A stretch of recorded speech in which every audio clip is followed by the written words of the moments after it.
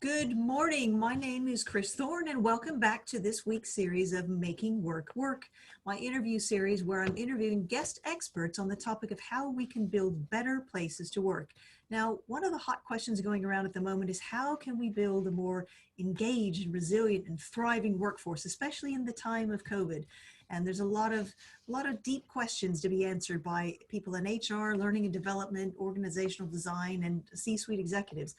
And that's why I'm so excited to interview Neville Pritchard this week, who is my guest, who has over 30 years of experience in these fields. Now, Neville has worked in HR, learning and development, organizational design, and leadership development. He started his career working with Legal & General, Abbey National, and Barclays before starting his own successful coaching and consultancy, People in Flow. Neville, how are you today? I'm very good, thanks, Chris. Yeah, absolutely. Looking forward to it in flow myself. This is indeed. I know, and it's been an interesting time for you because I know that, gosh, I mean, when the whole lockdown thing started, I think you were actually having to self-isolate for a period of time there, weren't you? I was, yeah. It's a result of being, of having been in the industry so long. Oh, right. Oh, really? So it didn't have that big of an effect on you. Oh, no, but well, look, and what was that like? I mean, that period of lockdown? Well, it was fine. It was fine. You know, I got to know the garden, which was interesting in itself.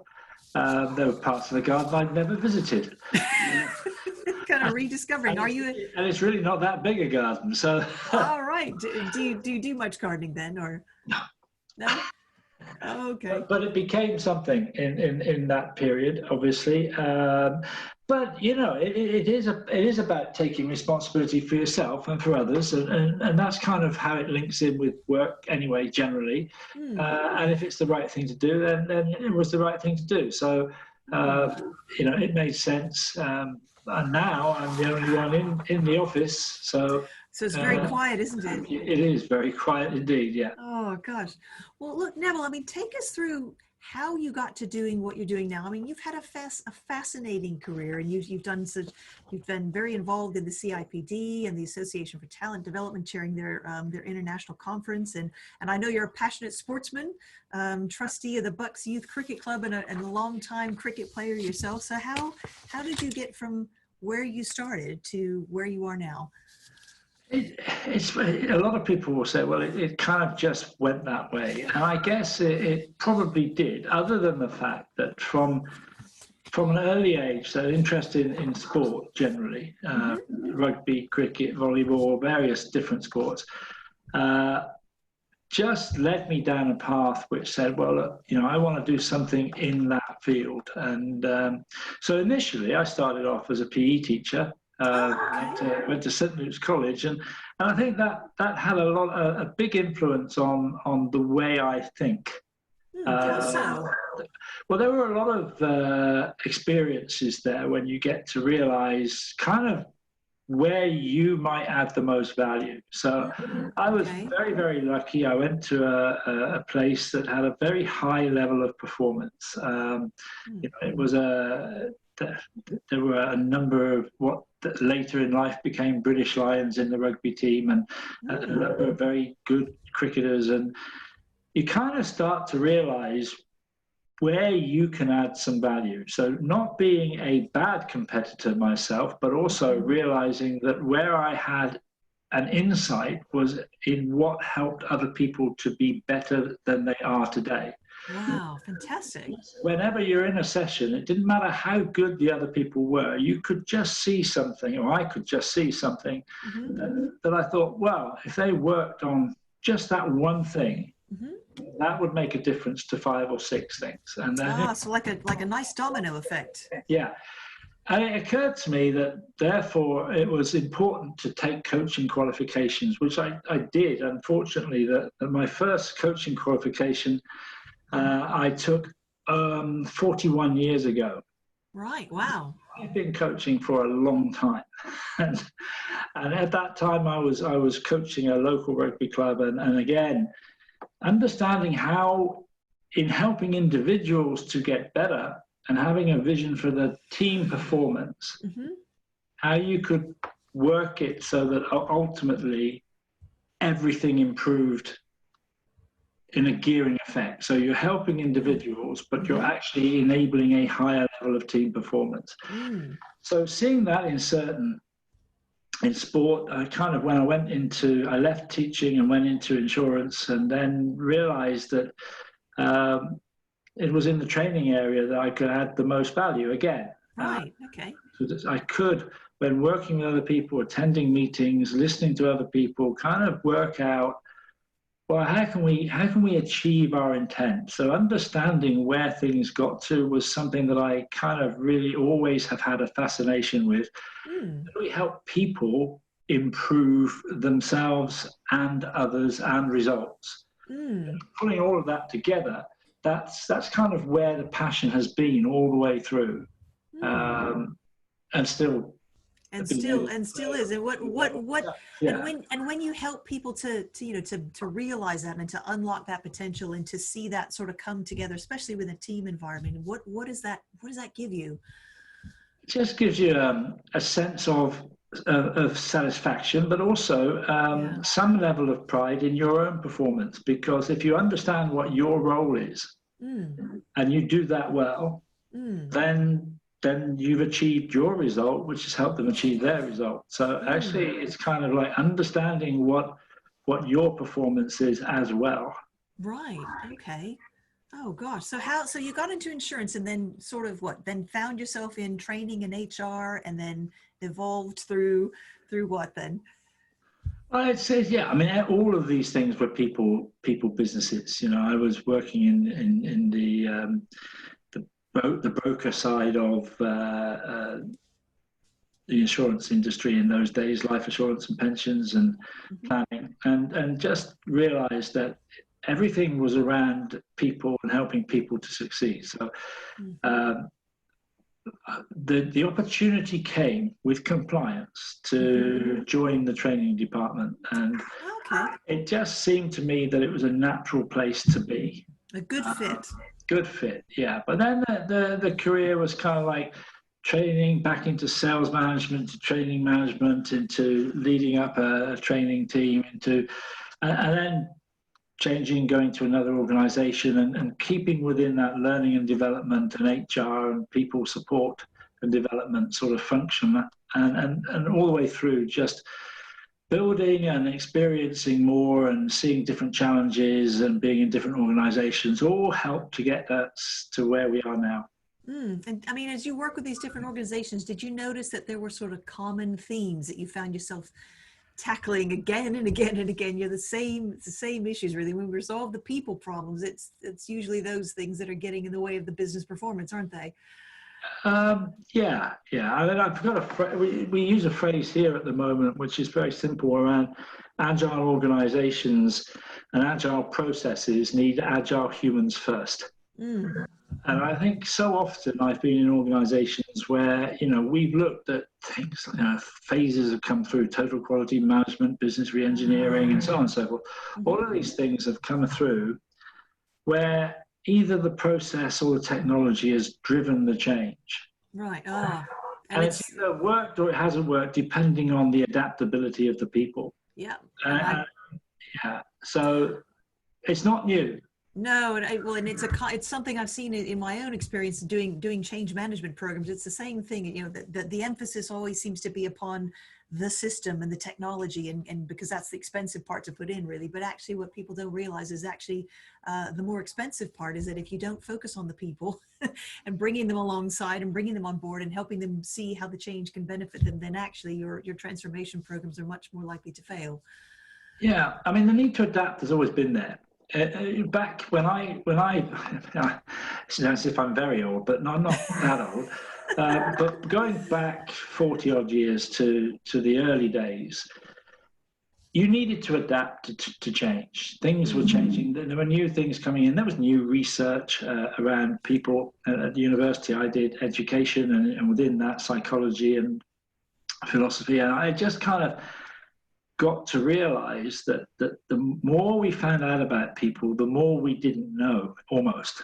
It was kind of like, this explains this, but now it's opened this up a whole new set of questions. Yeah, so what do we now need to find out? And a lot of work has happened in that field, and that's great. It's that whole sort of understanding of people helped to me to say, okay, if we're going to need to adapt to change, and in those days change happened slower. Ah, If there was still change, right? There were still new things coming in. And I remember getting incredibly excited when I was able to phone from a call box. So run into a hotel, put the money in the slot and phone my phone at home and press a little buzzer, we made a noise, and I could get my messages from the answer machine. This was amazing. Oh, gosh. This was fantastic. Now that was only 30 years ago. Yeah, and when you think about what it is now, isn't it? It's completely changed. Yeah, but that was change, and you were adapting your working style to take into account the development in technology. So it meant you could do more of this and less of this and so on. So that's always happened. Now, the world is changing so quickly and we're being thrown new challenges all the time that adaptability is now, instead of it being a thing that you kind of could eventually get to, you now have to be skilled in being adaptable all the time. And I think you have to learn how to learn, don't you? Because we're having to adapt so quickly, and it's that ability to absorb, even more information than we had to previously, and bring people up to speed quite quickly. One of the key trends I keep seeing is that people need to learn and adapt new skills, because obviously jobs are changing at an ever rapid rate, and it puts a lot of pressure on you, because when you're under stress, you don't remember things as well, do you? It's been said before, you're absolutely right. If you're stressed at that time, it's harder to learn, but it's harder to unlearn. And I know stress is quite a key part of the work you do, isn't it? It's all around sort of energizing people and reducing stress. Now, how did that come about then? How that interest in that? I think the ability to adapt is enhanced if the workplace itself is energized positively. So if there's a positively energized workplace, there is an immediacy, there's an urgency, there's an energy that says we can adapt to anything, and we will do that as a group of people. Do you think people want to change and adapt? Or do you think, as a whole, I know that's a sweeping generalization, because obviously some people are quick to embrace change and other people are very resistant, but just given the world we live in now and how our children are being raised even, do you think people are more excited about change than they were previously? No, I think it's just is now. I think we've become there is a need to be resilient. But I think that it's a little bit like disease, in that the antibodies have grown to change to such an extent that it's become a thing that you have to do rather than you enjoy. I think when stress enters the equation, it becomes incredibly unenjoyable. When stress is reduced, the challenge can itself be energizing, and it can be enjoyable.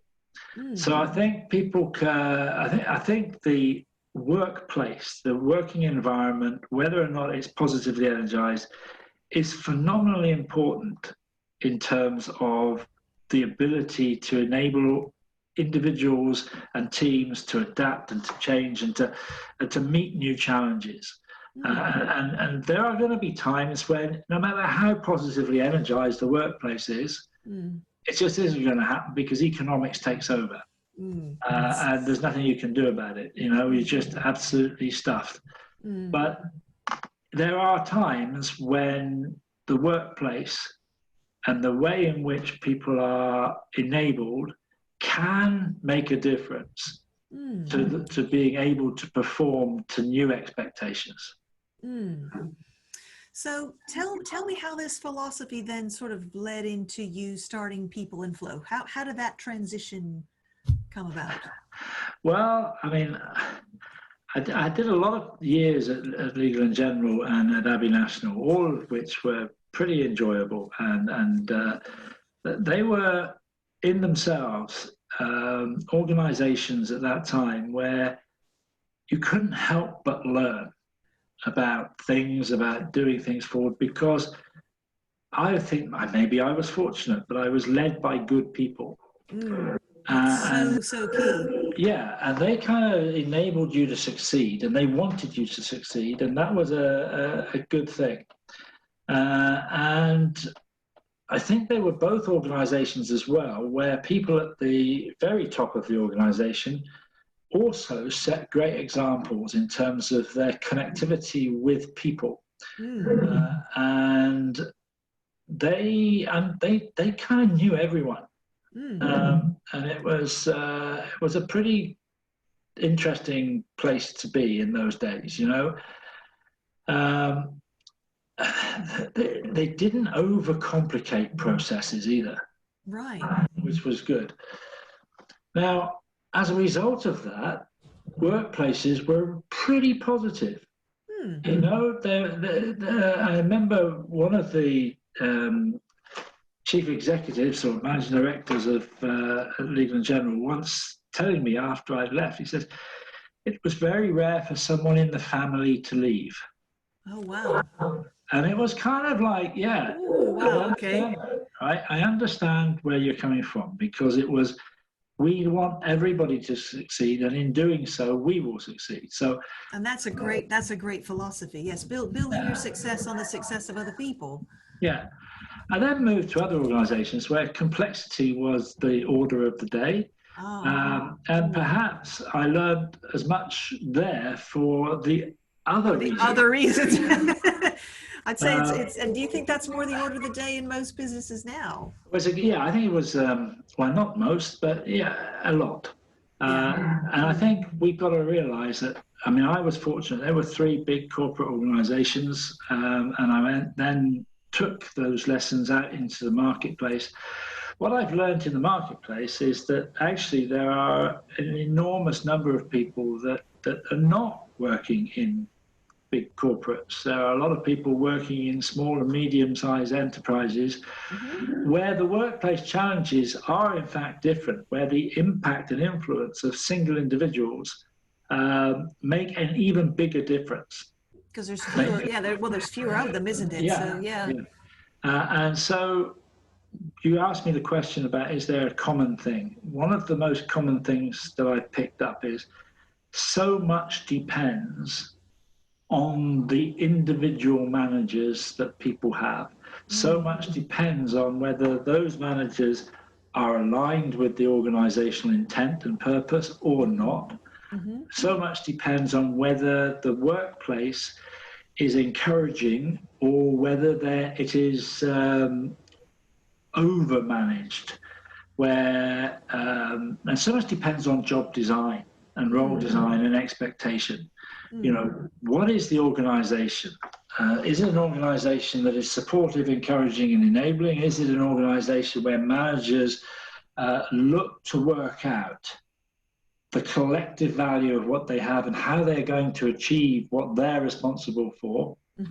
Or is it one where they are setting out to judge and to find fault in order to control, in order to, I don't know what, because the likelihood of achieving your intent by that isn't high, but yet people do fall into that trap. Yeah, so you clearly had some strong values and ideas when you decided to go your own, well, I say go your own way, you know, to start up People and Flow. Yeah, and it was kind of like, how do we do this? So I was fortunate that, well, not fortunate, I guess. I had illness. I had a number of heart issues.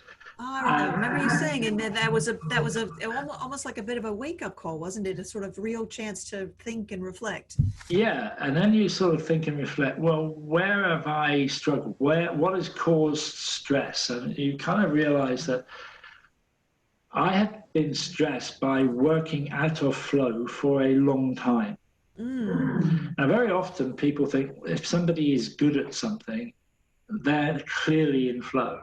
Well, I discovered that wasn't the case. You know, really? So that sounds like a bit of a myth bust there, isn't it? Because as you say, if people are just assuming that you find the thing, you do the thing you love, and you'll never work a day again in your life, and it's all easy, and it isn't quite always that easy, is it? No, because you can be good at things that you don't like doing.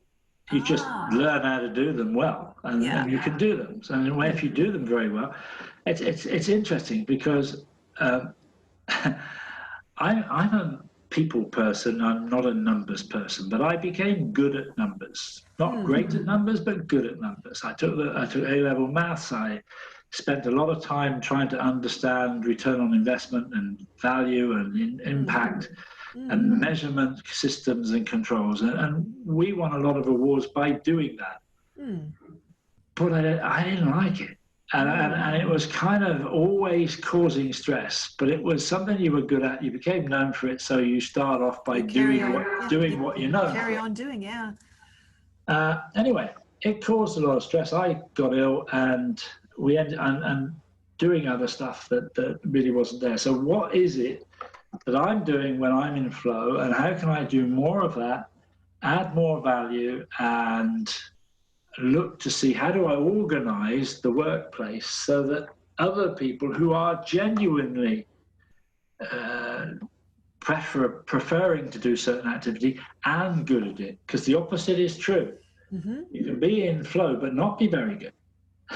No, God, now that's fascinating, because you just assume, because I would just assume that part of the reason that you're in flow is because you sort of have to have a certain level of, I don't know, mastery or skill at something to truly enjoy it. I mean, that's something that I've heard. Would you agree with that? It sounds like potentially no. Well, you can get to a certain level of capability. But actually, it depends what you're trying to achieve and how good you need somebody to be. And just because somebody likes something and is in flow doing it doesn't mean to say it's being done at the level required for your success. So you kind of have to not just understand people, not just understand what helps people to be in flow, but also how you then get the most out of the collective effort to achieve your intent.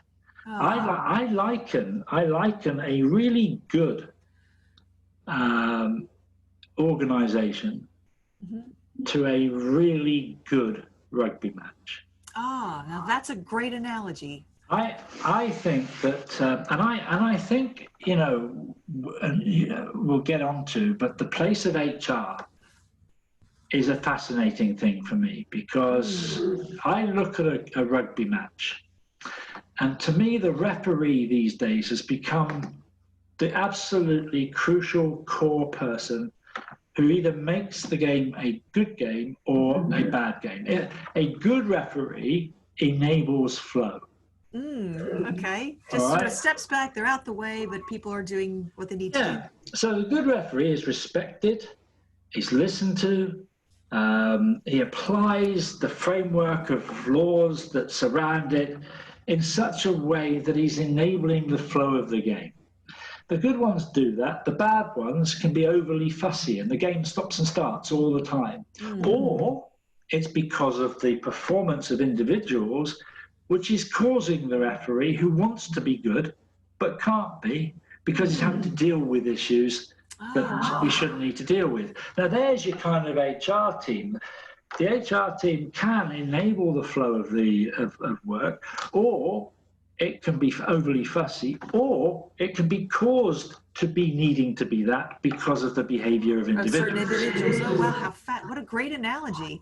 And I think that's where we are. So key to the game also in likening it to a good rugby referee is they're actually in the game, but they're not playing it. Oh, that's interesting. Yeah. So they're in the game, they're helping to frame it, they're helping to create the pace of the work, they're advising, they're providing support.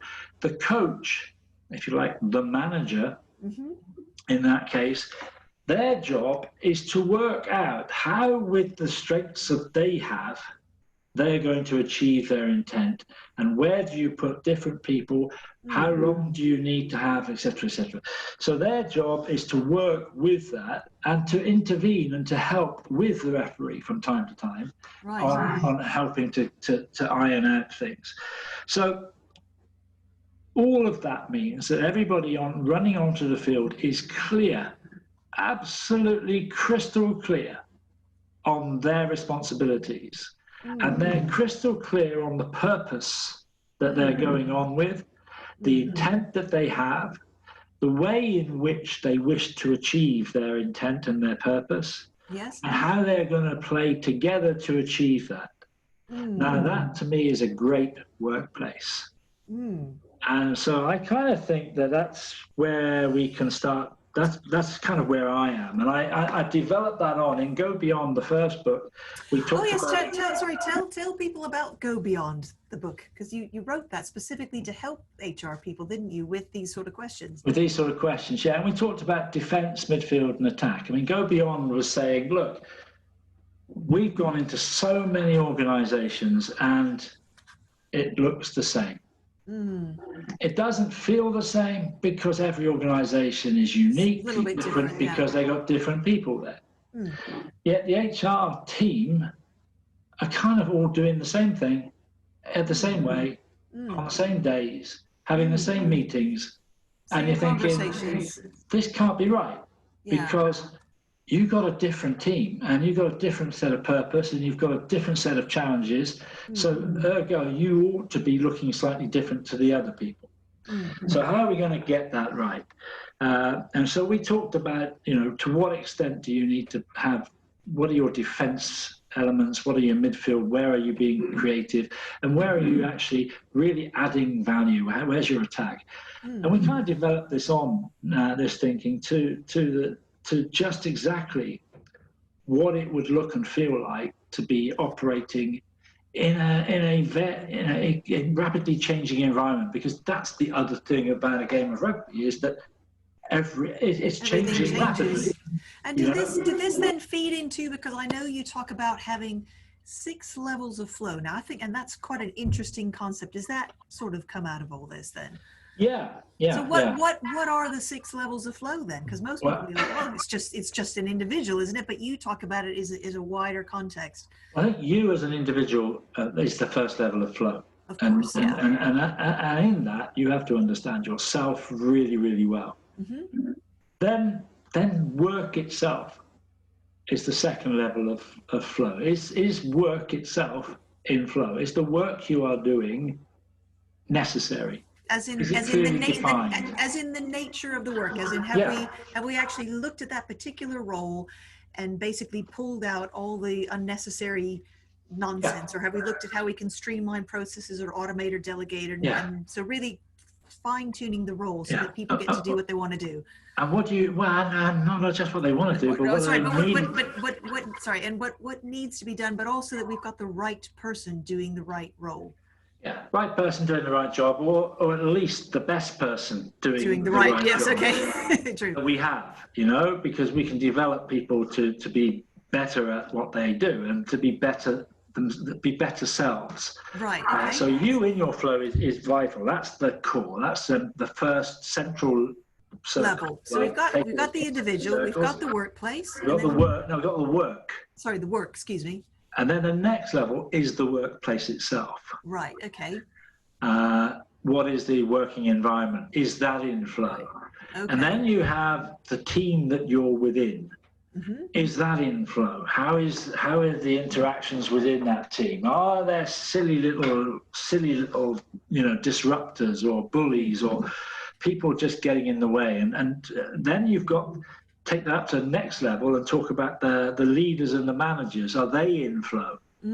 Because if a leader and manager is out of flow with everybody else, you end up very often with 2 cultures: a culture when they're in the room and a culture when they're out of the room. I remember you saying this, and I know you have something called a management balance sheet, which I thought was quite an interesting concept. When we're looking at the level of flow the leaders and managers are in, we can start to look at their balance sheet.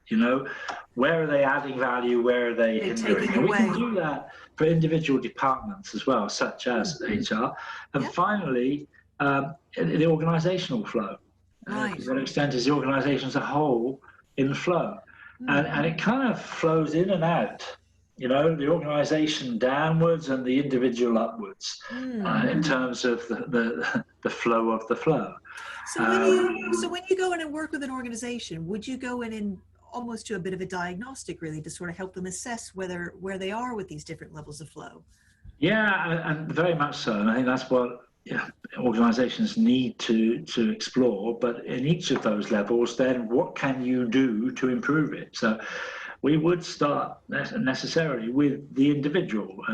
Right, okay. We start at each end, really, and then meet and see how well aligned it is. So at the individual level, we will look at, where are they in terms of their ability to adapt? How neuroagile are they? I was going to say we've got to tell me what is neuro, because I know you work on the three areas really. You work on energizing, which is all around this engagement and culture piece, and then supporting the HR function, and then developing. And I know that the neuroagility and the coaching and training must feed into that. So tell us, what is neuroagility? Because I don't think that's a common term for a lot of people.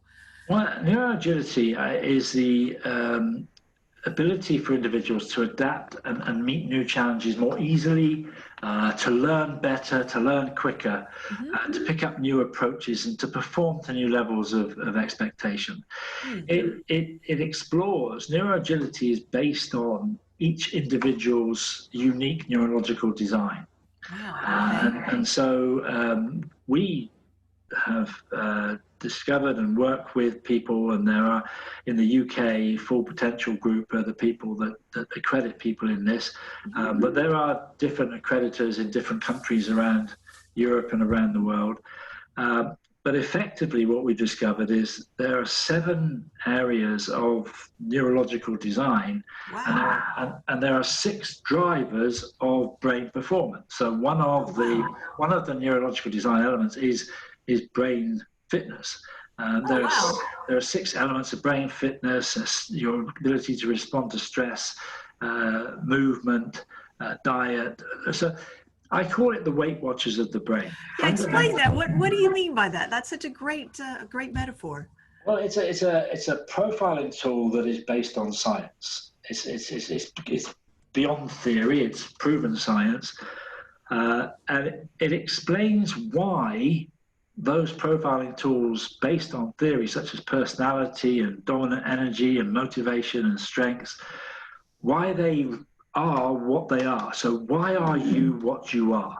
And once you understand why, as in what is it about your neurological design and the level of your current brain optimization, what is it about that you can influence so that you become the best you can be?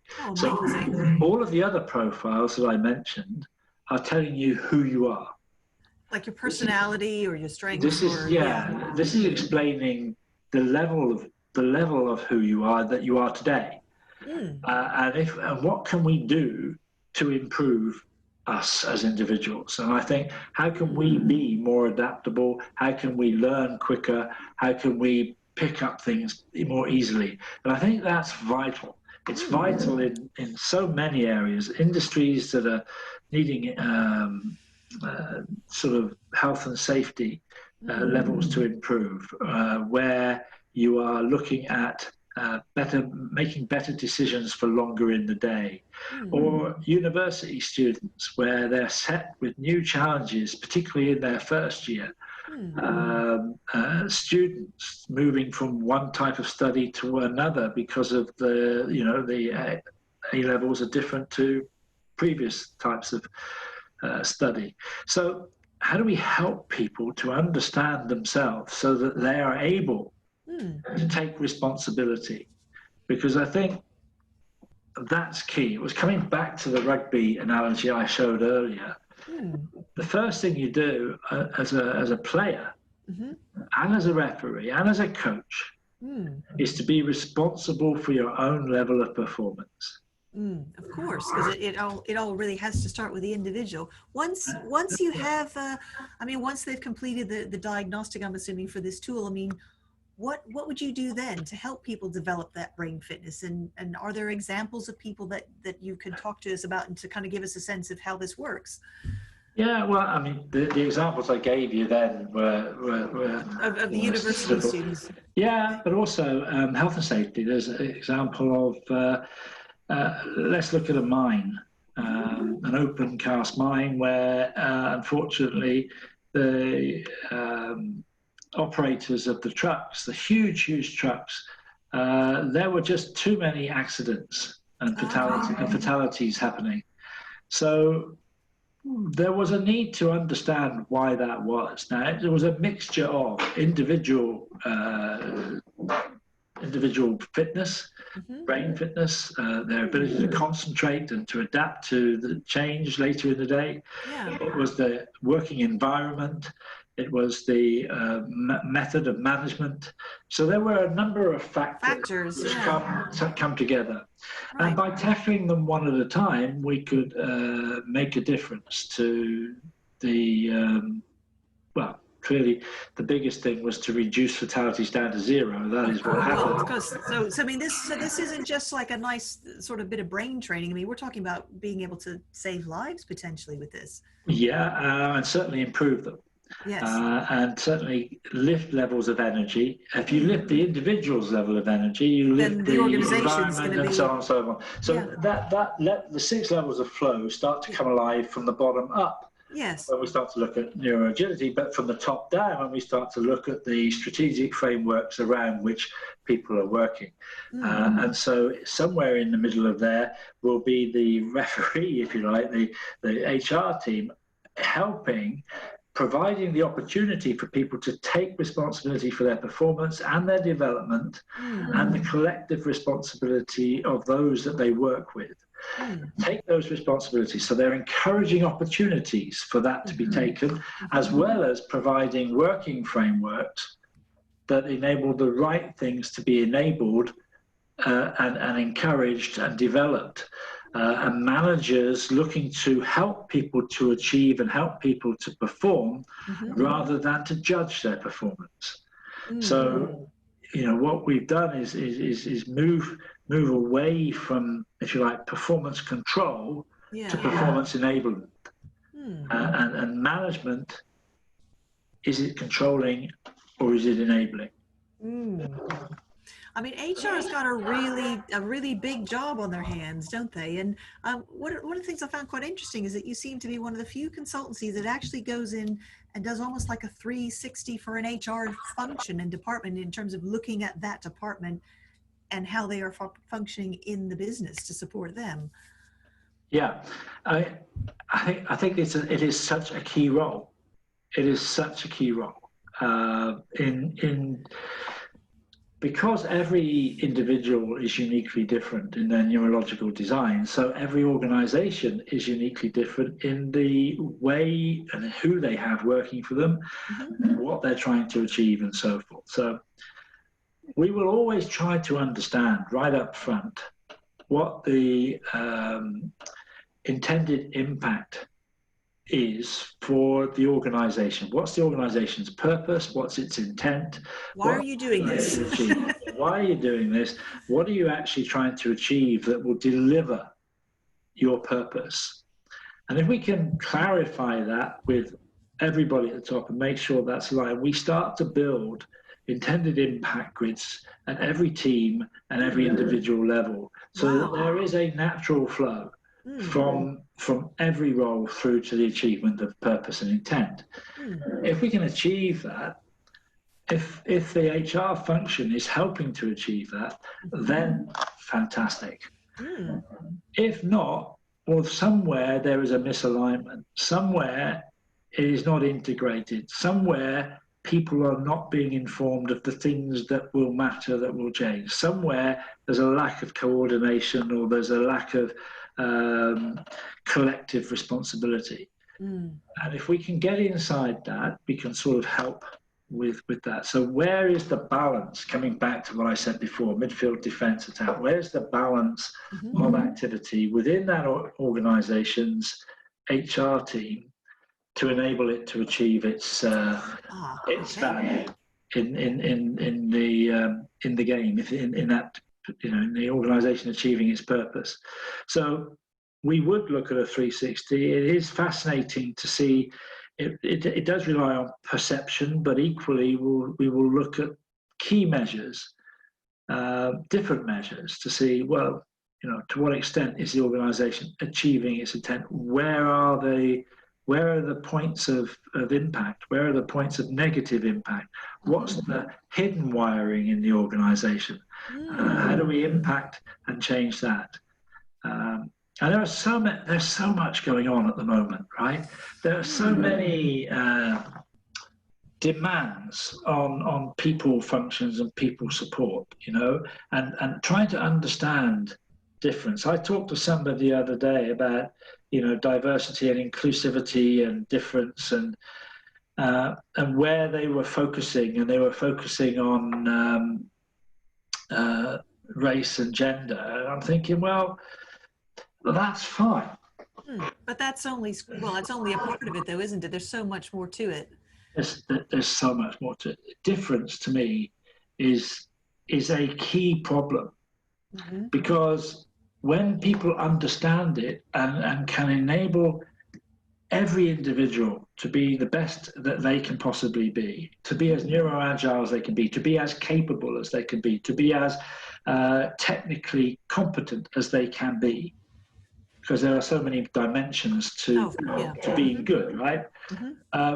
You have to understand that in an organization, you're going to need to help marry and bring together race, gender, nationality, preferences, religion, just as a start. And nationality can be a massively hidden problem because of little tiny comments that are made by people in teams that are intended to be funny, but just don't.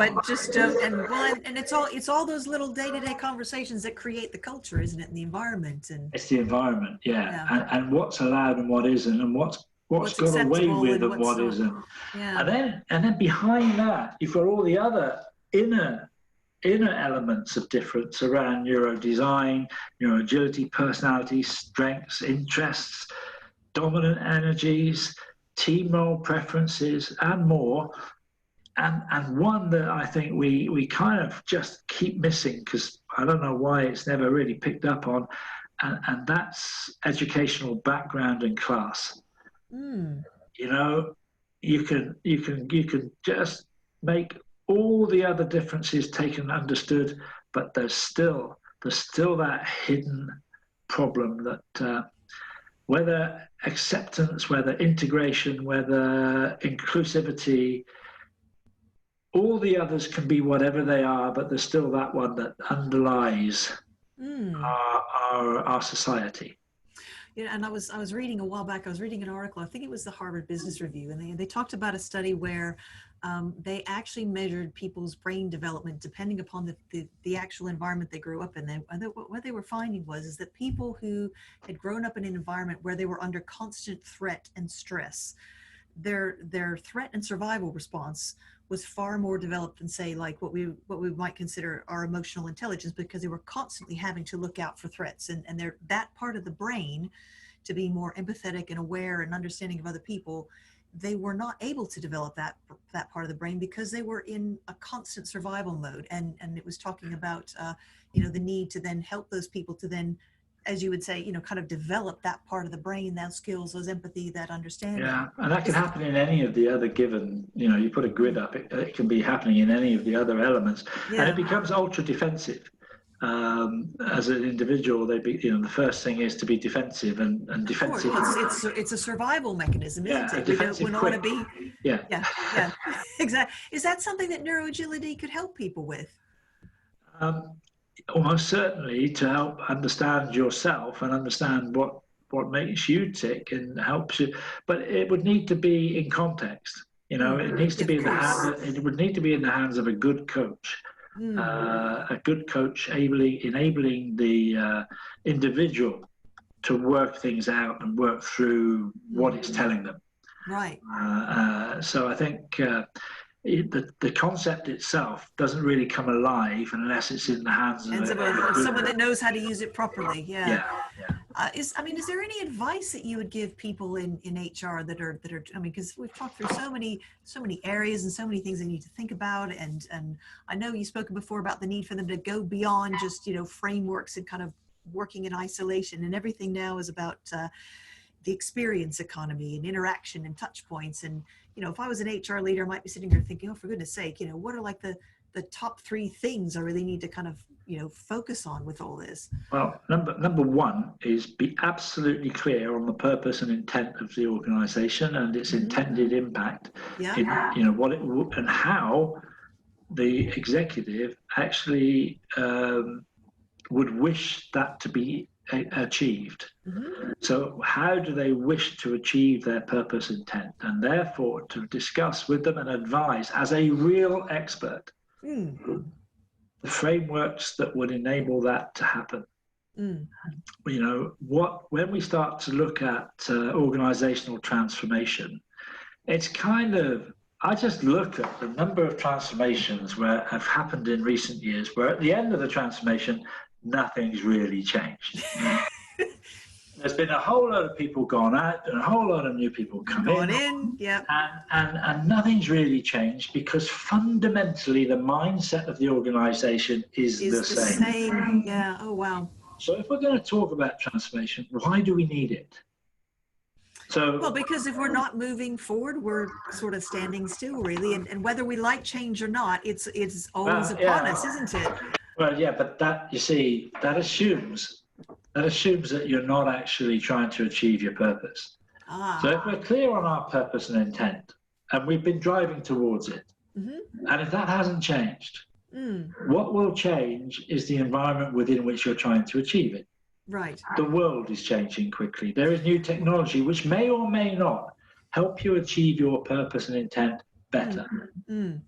So to be constantly understanding what will help achieve it better, that's kind of where we're going. That's why it needs to be clear. So because purpose. Quite often we see change when no change was really needed. Okay. Then we see, well, what was needed was a better level of performance in each of the dimensions of the operation which is happening, or that to achieve the purpose and intent better, we needed to redesign certain components of the engine, which is the organization. Sure.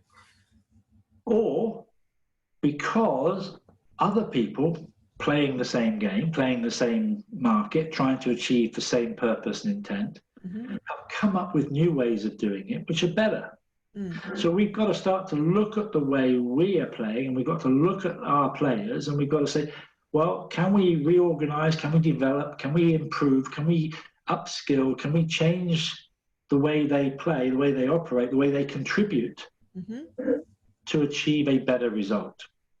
So would the second, so would the second point then really be around performance? So purpose and then performance. Yeah, absolutely. What is going to achieve it? What level of performance at every role do we need?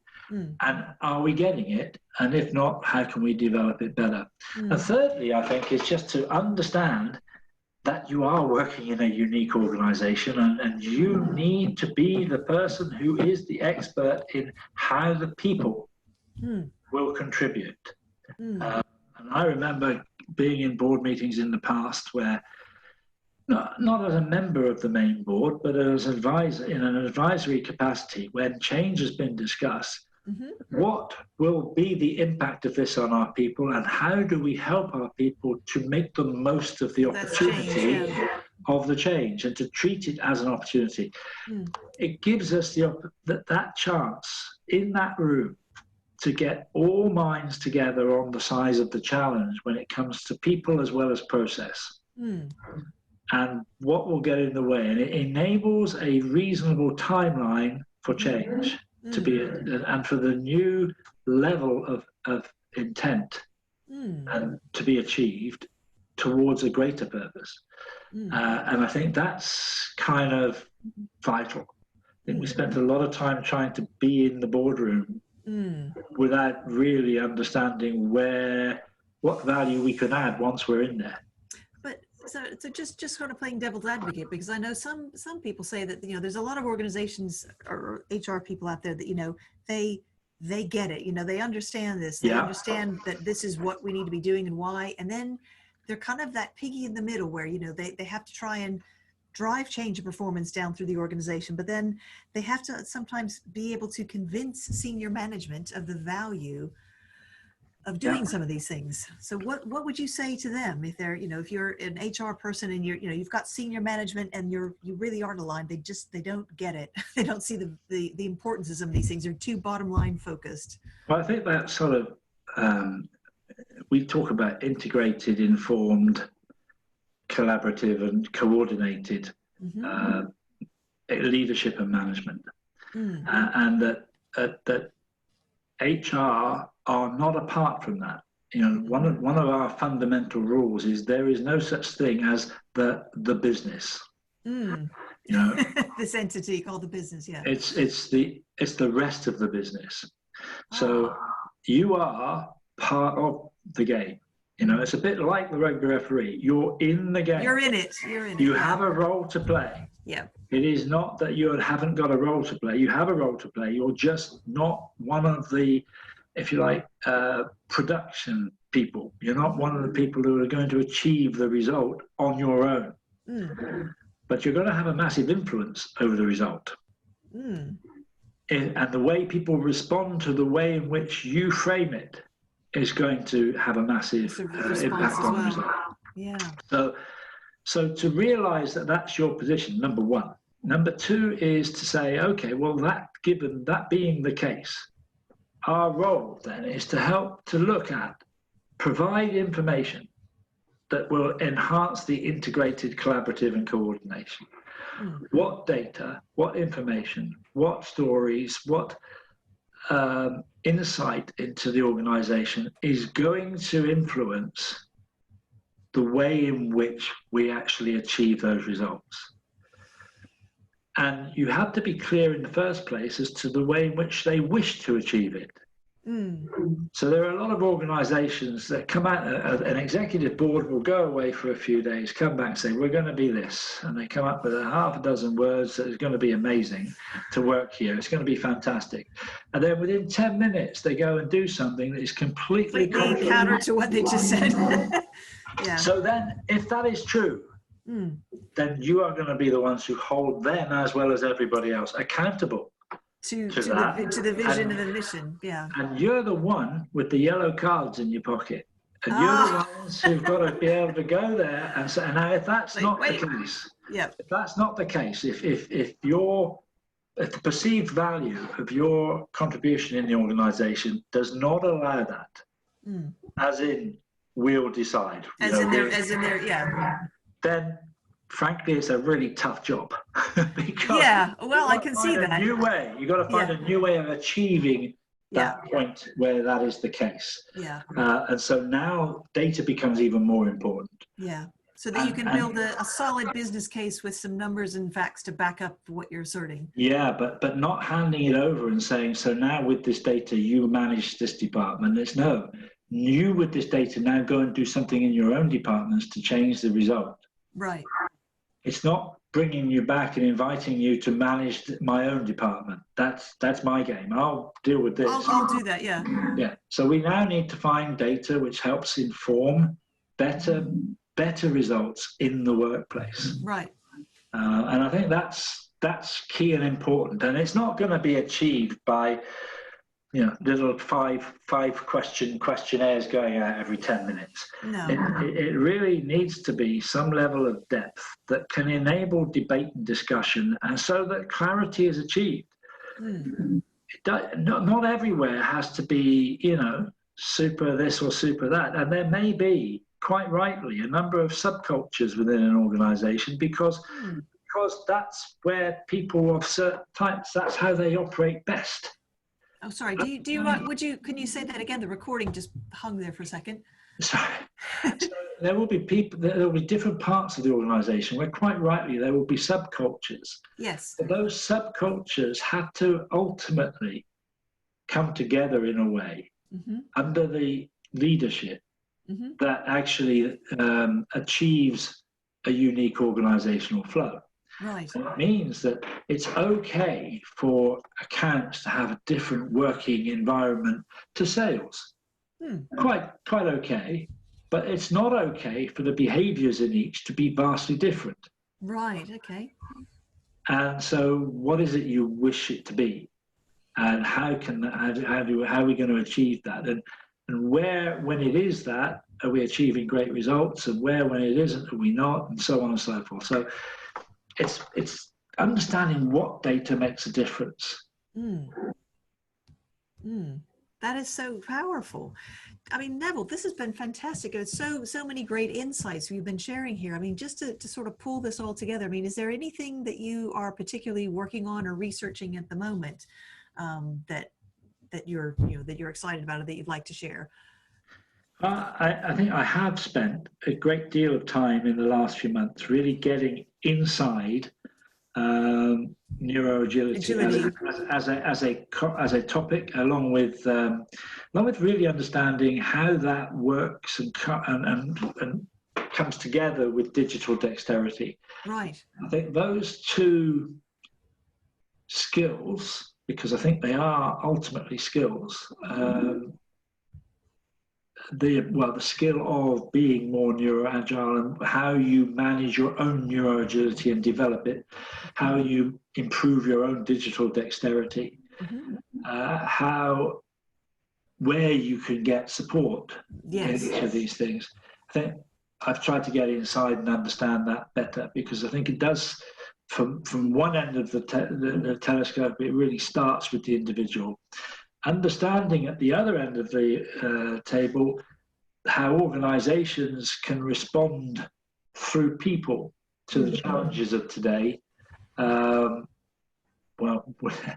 that's in its very early stages of research, because we are still, albeit 3 or 4 months in, we are still in the early stages of this type of global challenge that we suddenly face, which is hugely impacting the economy.